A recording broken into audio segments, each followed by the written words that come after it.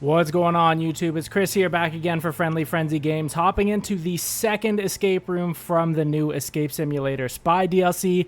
This one's called Agency Workshop, so let's get into it. As always, we're starting at the very beginning of the room here. There's always a lot of different things to look at and a couple of different places that you might think you can start, but there's usually always one logical area that you need to kind of start poking around.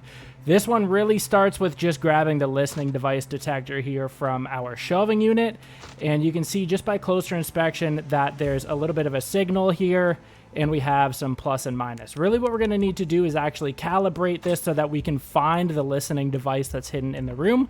So I'll show you just down here where we need to go to calibrate it.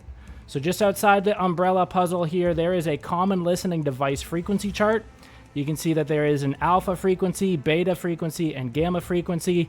All of that, I mean, as much as it does matter, really what we're focusing in on right now is this bottom part of text. So it says our agency uses a special signal which combines alpha, beta, and gamma into the best signal for listening devices. So what this means is we're actually going to need to combine all three of these to find the hidden frequency that the agency uses and then ultimately locate the listening device. So how we go about doing this is go ahead and inspect it. We can bring it up here. So we can see that alpha starts out at 3. We have beta at -2. So really what we need to do here is 3 minus 2. So that's going to give us +1. And then go ahead and add 1 gamma here. So we are starting here at 1. We said our number here needs to be at a +2 as our starting point here. And then we can just use our arrow to go over to figure out the next frequency here. So our second one, we're starting at -3 on the alpha, adding 3 on beta, and then we are adding 1 on gamma. So these two cancel out, but we are going to need to add the 1 for gamma. So let's go ahead and pull that up. You can see we're starting on -1 here, but we need to get it to +1. So go ahead, we'll click that twice, and then we will arrow right over once more to get our last frequency here. So again, starting with alpha, we're starting at 0. We're going to go ahead, we're going to add 1 at beta frequency. So ultimately right now we are at +1, but then we're going to go ahead and drop we're going to subtract 3 here for gamma frequency, which is ultimately going to net out at a -2. So go ahead, click this a couple of times here, and this is the pattern that we should use to go forward and find that special agency frequency. So go ahead, click our check mark here, and now you can see that it is calibrated and it's tracking towards something. This is giving us the proximity of the listening device, and then we need to transfer the data. So we can go ahead, we can pull that up, and we're going to find the listening device tucked all the way up in this office here, right in behind the water cooler. You can see it uncover, and it's transferred our data over here. The audio is captured. The transcription is a 4-letter word. It's IDEA, I-D-E-A. Where we're going to go ahead and put that is just this lockbox here. You can see there is a 4-letter combination here. So we can go ahead, put IDEA in the inside the lock here. So IDEA. And we're going to go ahead and get the signal booster. Now we're going to go ahead, turn around, and put this into the computer here. And we are going to unlock the next puzzle. So this one's a little interesting. This one says at the top, bike location is unknown. Enter commands to guide it back to the garage. The bike will return to the current location if an intersection has either an enemy present, and all of their known locations are marked on the map here by this little icon, somebody in a disguise, or a wall if there's no path forward. Now, because I've done this before, I know exactly kind of where we start, but I'll show you how the puzzle works anyways. We're actually starting just right here, so 2 to the east of this enemy here. So what we're going to need to do is navigate the bike to the garage on the far west corner. So we can go ahead and we can put in a west direction. We'll go south. We'll go west to bring us here. We can go north. Just make sure that inputs. Go north, so we're here now. We want to go north one more time to get us to this square. We're going to go west, so we should be here. Want to go south to get us to this spot here. We got to go south once more, and then ultimately east into the garage here. So we're going to go ahead, execute this, and our bike will just go through and systematically check all of our inputs here.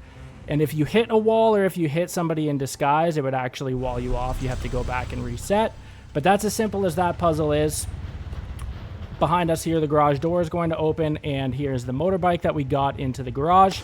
In the back, there is going to be a set of spy glasses, and where we're going to need to put these, it really has to do with how we ultimately escape the room at the end of the day. So just quickly on this clipboard to give some context, this is just saying, as usual, you'll find the gear for your mission in the workshop. You'll need to locate the items yourself. Once collected, place them in the briefcase provided. So we can go ahead, just throw that down, but this is the briefcase here, and you can see that with the spy glasses found, we now need to find the rebreather, which you really don't have to do a whole lot of work to get the spy glasses. The majority of the room is all to get the rebreather, and then we will have our final room key in here that we obviously need to use to escape the room at the end of the day. So with that out of the way, we can go ahead and pop over to the next logical starting point for the rebreather, which is just over here at this broken keypad. You can see it's kind of got a couple of things under lock and key here. What we need to do to figure this out, because obviously we can't use the keypad to get into the room, go ahead, hit the power button so that we can actually see the monitor. And this is actually just operating the security camera that's on the other side of the door here. So it's just the other side of this, which is where we are now. But you can see, if we zoom in a little bit here, there are some instructions. Zoomed in a little bit too far. But there are some instructions just up on this panel here in terms of how we need to go about unlocking this door. So you can see it says the blast door reset. In case of any malfunction, obviously we have this here. There's a keypad error that's all busted up. All circuit breakers will trip. To restore the door function, we need to turn 6 breakers back on, with each row and or column must only having 1 active breaker at a time. So that's the first part of the puzzle. You can see there's a little bit torn off here, and where we get the rest of the instructions, very important, is this yellow sticky note on the floor. It's going to give us the rest of the instructions to solve this puzzle. So let's go ahead and check this out. So it just says that the torn off part said that no active breakers should be adjacent, so beside each other, or diagonal to one another. So we know that the circuit breaker under the busted keypad down here, we cannot have anything in the same column, in the same row, and they can't be either beside each other or diagonal, and we need 1 in each section here. So we can go ahead and start just kind of placing some. Obviously, I just picked this bottom corner here because there's really only 2 options, but just to give us a starting point here, we can go ahead. So we've got 1 here, obviously nothing in this row, nothing in the column, again, nothing in the row, nothing in this column. They aren't beside each other or diagonal to each other. Same thing here, so we're gonna just go ahead. Obviously, I can't pick this or this because they would be diagonal. I can't pick this one because we've already got a row, but what we might be able to actually do is just switch this one. So we'll go ahead and switch that there, and now this all still makes sense. So we've still only got the 1 row, we've still only got 1 column, they aren't beside each other, they aren't diagonal to each other. So we can figure this one here, we don't have anything in this row, we don't have anything in this column. Again, not beside each other, not diagonal. And then that leaves us for this one. Should be free and clear to solve that puzzle there. Perfect. So now that we're in this next room here, again, it opens us up to quite a few puzzles, but where you need to start is just on this Bomb Builder 2000. So you can go ahead and press the start button. This number is going to be different for everybody, and it's also going to depend on how many times you need to retry this. But regardless of the number that you see on this screen, it's going to coincide with each of the mini puzzles on this bomb. So we have the bomb code 4. If it was bomb code 2, every puzzle that you're looking for is the solution is 2. But again, so you can just kind of apply that same method with the one that we're going to do here. So again, I'll show you what I mean. Because our bomb code is 4, we need every puzzle here to line up and read 4. If it was 2, you would just key in everything that would get you a 2. Then you need to lock in your solution to that puzzle there. Again here, we need every dial to turn to 4 because that is our bomb code. Again, if it was 2, each dial needs to point to 2. We'll go ahead and lock that in. This one here, because we have 4, we just need to navigate this green dot or this green light down to the 4. Again, if it was 2, we're just going up to the 2 position here. So we can use our down arrow, right arrow to light up 4. We'll go ahead and lock that in. This one here, we just need to use the dials until we light up the correct number here. So you can see we've got 2. This top right quadrant, that's not what we need. That's 3. And that's 4. So we need the lower left quadrant for 4. The 4 lights here coincide with that number. Go ahead, lock this in. Now we just need to find the voltage here that's going to get us 4 and exactly 4. So you can see all of the wires clicked aside from blue, and that gets us 4. We'll go ahead, lock that in. Then we have the ability to disarm the bomb, and we're good. Now, if you didn't complete that in the appropriate amount of time, it's going to blow up, and you're going to need to restart that and get a new number, get a new bomb, but the process is the same. So we get the inductor here. We need to insert the inductor into this container, but we need one more to be able to complete this puzzle. What we need to do now, actually, there's 2 other puzzles realistically that we could do. So let's start on this one here. So the object detector, volume 2 or version 2 or whatever this is, there is a recognition system error. We need to calibrate this. Now, if you go through and just see all of your different options, you can see that we have a calendar here, but it's not calibrated to the right object. That's a security camera. But you can't actually swap what the objects are because we need 2 objects in the field of view to be able to swap. So you can see here, again, we have the security camera, but we know we need that over in this selection here. And we have a speaker, but that's not, we actually need the speaker up here. So I'll just show you really quickly. That is now locked because it's calibrated to the speaker just by pressing this. And again, we were able to use that because there are 2 different things in this frame that you can change. We'll go ahead. There are 3 positions to this, but there's only 3, and there's 4 different things that we need to calibrate here. So you can see the last one is the plant pot, but we know the calendar is actually what we need to get from here to here, and we need to get security camera from here to here. But the trick is with this one, the only thing that you can actually move is the plant pot. So we need to start with what it's actually calibrated at right now. So because it's a security camera, we can just click it and drag it over into the frame. Now, this is kind of tedious because they don't really let you run with this, but to calibrate this, all you need to do is make sure that it is in the same frame as the security camera. Go ahead and position the screen, and you can see now too that the plant pot will switch now with security camera, which is awesome here. And we have 2 out of the 4 correct now. It's kind of hard to see because the calendar is blocking our title back there, but it is right. You can see the little red line there. So now it thinks that the plant pot is the calendar, but again, we know that in the far right screen is where we need to be able to transfer that title. And that will, at the same time, switch our plant pot back over. So all we need to do is just grab this plant pot. Again, tedious dragging across the floor here. But as soon as you can get both of these in the same frame and hit that switch button, they will switch. So as soon as you do that, we will unlock the umbrella. The camouflage umbrella access code is 4626, and that's just the solution for this puzzle here. So again, 4626. And that is now going to unlock the camouflage umbrella test. For this one, what we need to do, you'll see there's another actually a pattern on the wall here. And what this does is actually project onto this screen here. So you'll see as we start manipulating this slider a little bit, we start getting some patterns on the umbrella. So you can see that we have the right pattern, but it's not in the right direction or orientation. All you need to do is slide this 1 to the right, and you can see now we have our red lines line up horizontally and vertically, so that's all good there.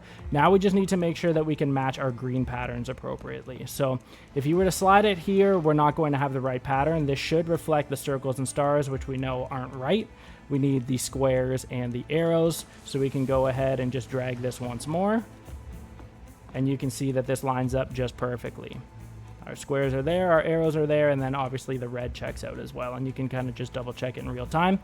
Go ahead, hit our yellow button after you zoom in on the screen, and that will unlock the stealth part of that. So we get the software disk now. What we need to do with this is turn around and put it in the 3D printer, because we need to ultimately print a new turret gear to unlock the ability to do this puzzle. How we know what we need to create for a gear, there are 2 gear pieces just right up where we found the listening device tool. So there's a broken turret gear part 2 here, and then the first one. So I'm just going to bring these 2 pieces back down to our area here, so you can see that there are 2 sections of this gear that we're going to need to make, but they both print together. So there's a bottom layer and a top layer. So let's see how to quickly interpret this. The bottom layer is the darker metal, and then you can kind of differentiate the top layer here by the lighter metal. So let's start with the bottom level first, or the bottom layer first. So you can see on our left side that we've got a solid circle, and then on the top there's a solid square. So let's go ahead and put that in. Again, this is the bottom level, so we have our solid circle, and then we need to switch A to a solid square. If you were to put this on negative, what it does is do a cutout, and that will be important later, but for this particular instance, we need them both solid. So we have our solid circle in D, we have a solid square in A. Let's pull up the second gear now and look at the bottom layer. And again, this is where you're going to need to use the negatives. Our south, or the bottom part of this gear, is a cutout of a square, and the side of it is the cutout of a circle. So we can go ahead and put that in. So C is going to be the square but negative. B is going to be the circle but negative, and that is the bottom part of our gear. Again, don't hit print yet because it's going to print the top layer as well. We haven't touched that yet. Let's go ahead and check our top layer now. So you can see here we've got, again, a solid circle on top and bottom, so we can go ahead and put that in. They start as negative, so we need to make sure to flip those to positive. So both A and C are going to be positive circles. And pull up the second side here now, and you can see that we have cutouts or negative squares on either side. So we can go ahead, they start as negative circles, but again, we know we need them as negative squares. So there's D, here's B, and as soon as we get this solution here, you can go ahead and print to mash them together.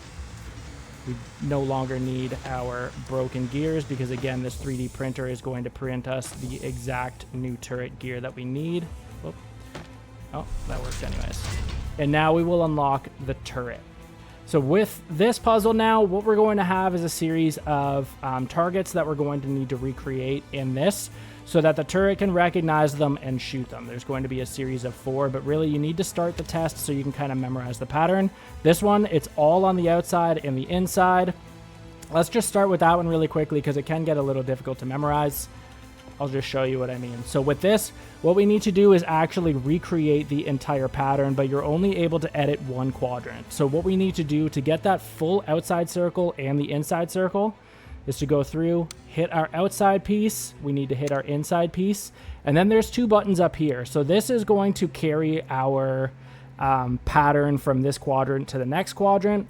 This one would flip it. So it would actually just make the second ring solid and the other 2 negative space. So because we know that this one is a full circle on the outside and a full circle on the inside, we can just very easily carry the entire pattern all the way through. So you can see this carried through. We're still aiming for this specifically, so we can just carry that all the way through. Now, if you start the test again, it's going to immediately identify that target, and it's not going to shoot anything else because we haven't actually made any of the other targets.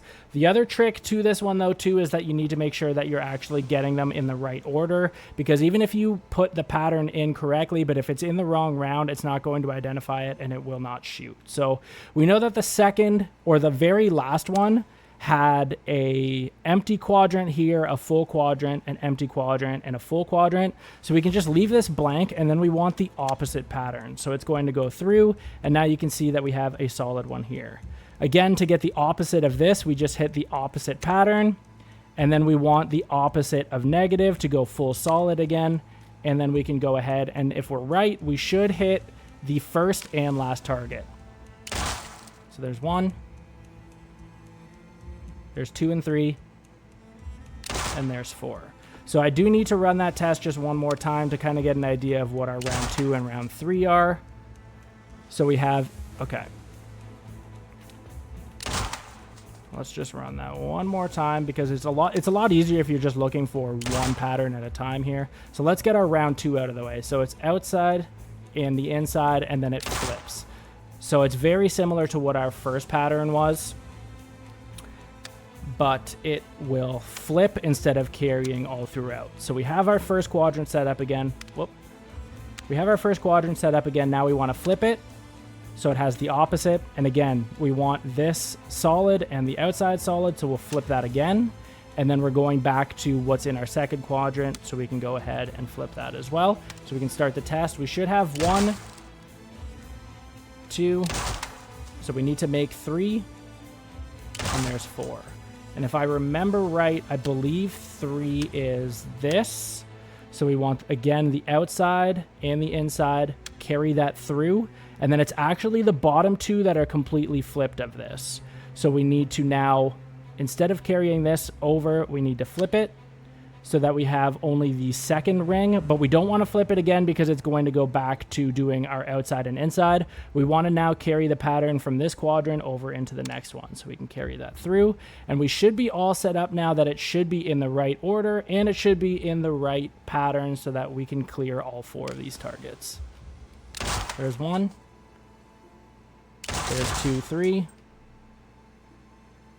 And there's 4. And as soon as you do that, you will now unlock the second inductor, which allows us access to this puzzle now. So it says content verification is needed. All we need to do is use this MRI controller to be able to actually distinguish the contents of this container here. So you can see that we need to assemble the rocket schematics. There's a left rocket and a right rocket. It's starting off on the right. I personally like starting on the left. It's just a little easier.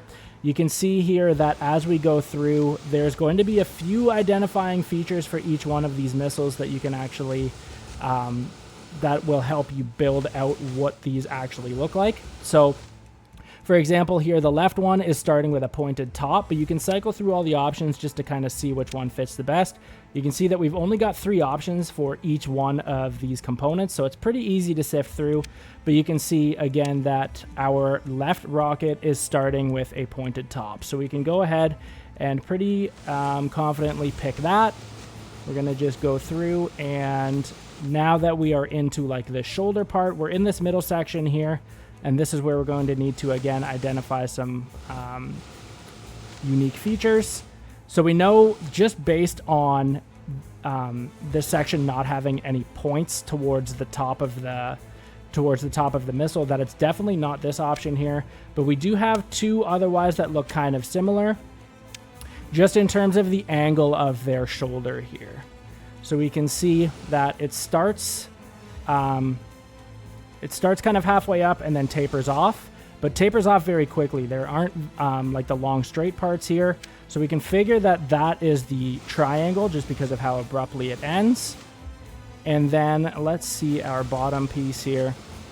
Again, starts very similar, has quite an angle as well. This one seems to be a little broader, whereas this one just starts right at the top and is completely flat. It doesn't go into the points here, so let's see what our options are. It definitely doesn't curve back in, so okay, perfect. So there's our 2 triangles then. Now we can switch over to identify the right rocket, and the trick again with this one is that it actually starts upside down. So you can see here that the bottom of the rocket is actually starting halfway through. So let's go down to the top, and you can see it's a curved edge at the top of the missile there. So these ones are going to have the same options as our left one, but again, we just need to identify which ones fit the most.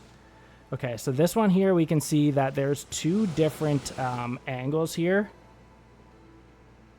This is pointed towards the curve of the top of the missile.